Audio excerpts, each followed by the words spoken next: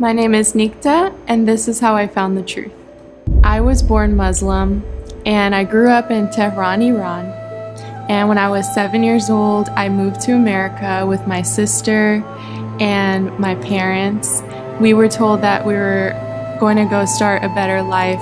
I started school when I was in second grade, and immediately, me and my sister decided that we would rebel against my parents. And I believe part of that sort of stemmed from my household, which was very strict. A lot of times we felt like it wasn't safe in our house, with my parents having a lot of arguments. In 8th grade, my sister invited her friends over to our house to drink, and it was my first time having a sip of alcohol.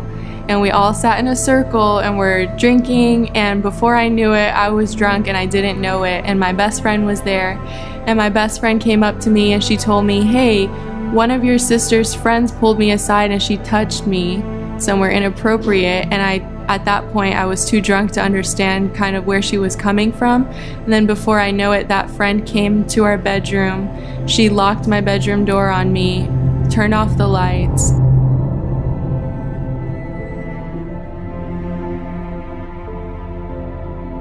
Ever since that day, I believe there was a big wound created in my heart, so I started drinking away the pain. I was starting to get aggressive and more rebellious. My mom would tell me that you should pray to Allah and you should pray for His peace and for Him, and I would even try that too. But as the years were going by and the longer I was living that lifestyle, I started to get more and more unhappy, and it kind of led me to a chain of relationships I was having, trying to get my fulfillment and love from relationships. And finally, I decided to cut that off of my life because I was just going deeper into a hole.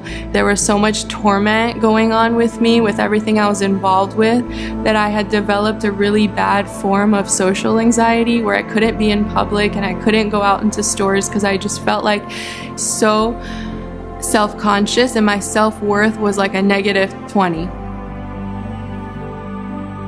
I remember my mom had told me that I could go on anti-anxiety medication, and I had a bottle just waiting in the room, and I told myself, since I'm not taking those every day, I have a whole bottle and I might as well just take it all one day. I had such a low self-esteem that I just thought that I was nothing and everybody else was something, and they had found their way to function throughout life, but I just haven't found mine. I remember I would cut myself to try to feel some sort of pain. I was trying to dull the pain by cutting, and it was hurting, but it wasn't doing anything. And I guess nobody around me knew the truth either, so I was just like everybody else. We're all lost. My mom had sent me and my sister on a trip to Iran to go and see my family, and she told me, maybe if you go see your family, maybe if you go travel, you'll feel better. So I ended up going on the trip, and I was miserable and I was crying, and my cousins knew it, and they tried to help me and they tried to console me, but they didn't know any better. So they just kind of told me that you just kind of have to live with it. Life is pretty hard. And I remember I was in my aunt's bedroom and I had shut all the blinds, and I was laying there just thinking about how I wanted to die so bad, knowing that nothing was answering me, no one was hearing my pain, and nobody knew how hard it was. And I just was crying out like I did every day, but this time when I closed my eyes, I saw a vision of Jesus, and He was standing and He was looking at me. And He was in a church, an old wooden church, and He was standing in front of stained glass windows. And He communicated to me, "Follow me." And I opened my eyes, and a few seconds later, my mind caught up to me, and I realized I just saw something. I just saw Jesus.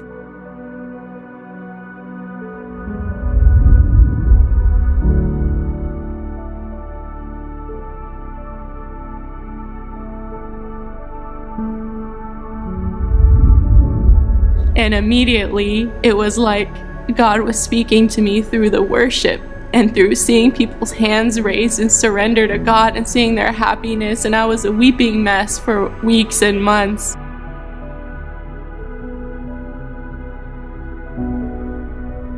One day I was in my car and the Lord brought a memory back in my mind, which I had suppressed, and it was that memory of being in 8th grade. And the Lord spoke to me, "You know what happened that day, right?" And I said, "No." And he said, "You got molested." And that I felt like a brick fall on me and all my emotions just released, and I realized I had suppressed that memory and it was holding me back from experiencing love, and it was holding me back in so many ways. I remember this was a redemption process, and he was giving me dreams where my identity was completely different.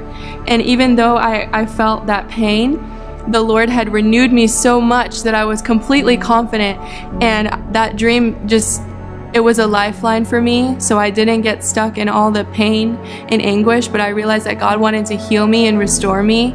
That doesn't matter what anybody does to me, that I'm a child of God, that I'm who he says I am. And since then, it's just been things broken off of my life, like the sexual abuse trauma and the anxiety broken off and the fear of people broken off, and I broke agreement with witchcraft and all of that stuff, and I threw everything away, and I know that Jesus is king. And I know that, and now just looking back, I can see that the Lord never made me to be scared of people, and I love people intensely.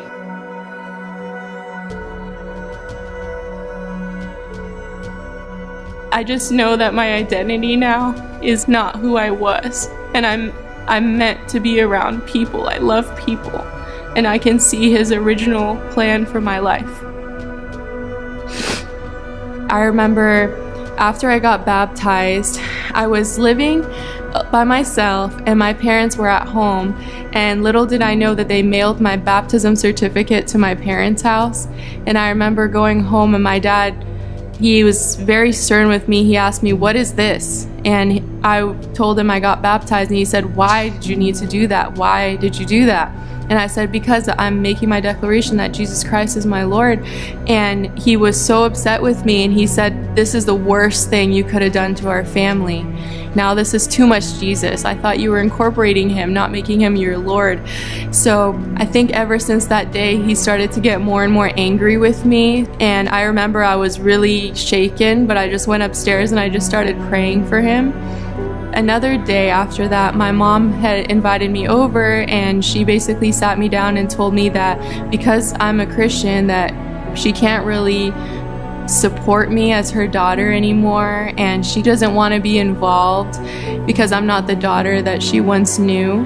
So I remember just feeling so brokenhearted, and I was driving off from that encounter just weeping in my car.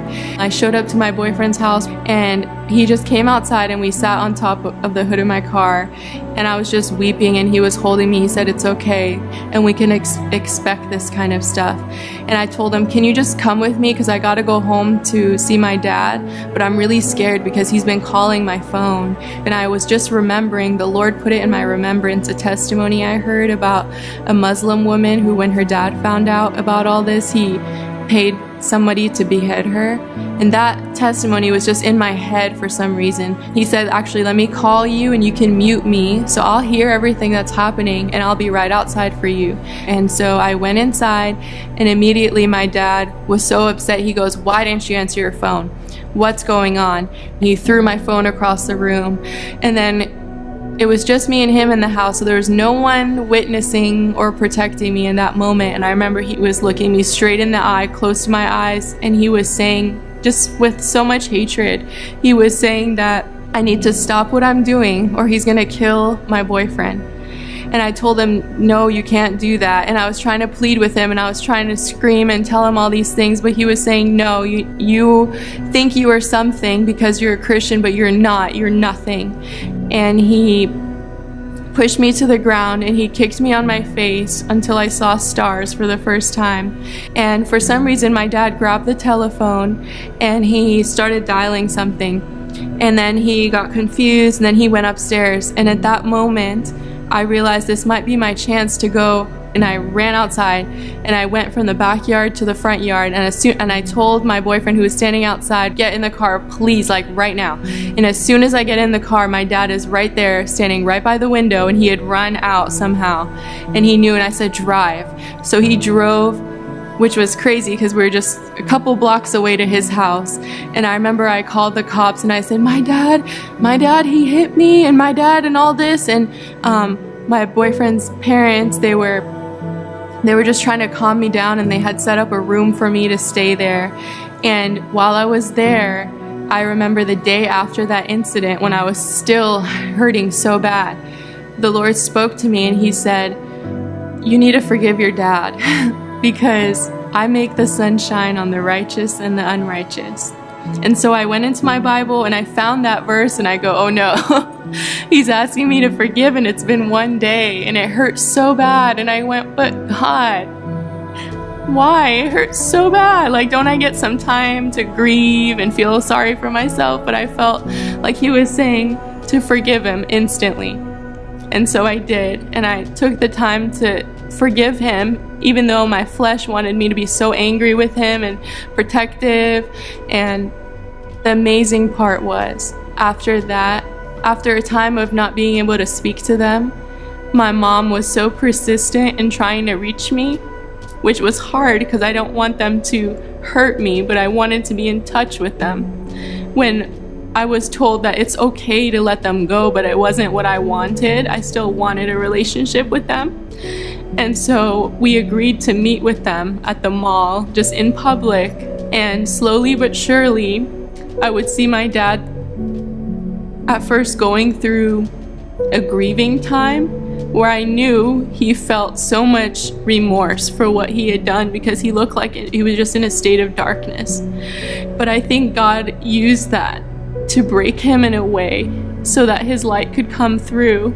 And then I'm not sure exactly how much time after that I could invite my dad to church and worship God freely next to him.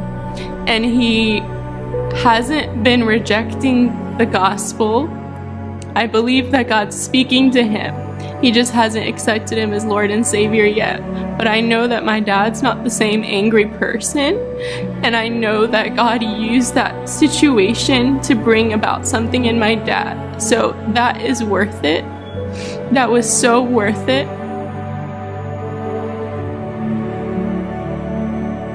And I believe that my dad, he's gonna come to know the truth. If you're a Muslim and you're watching this, just know that Jesus loves you. He's real, and he's the God of the Bible. And this God, he has good plans for you. And even if you've been hurt in so many ways and you've tried reaching out to so many things, just know that Jesus, he sees you. He's been with you. He actually created you. So he's created your destiny, and he knows everything that's in store for you. All he wants is for you to give your heart to him, and he can take your heart and your little life and make it so much more impactful than you ever thought. And he can give you a brand new heart, brand new eyes, and a brand new mind. My name is Nikta, and this is how I found the truth.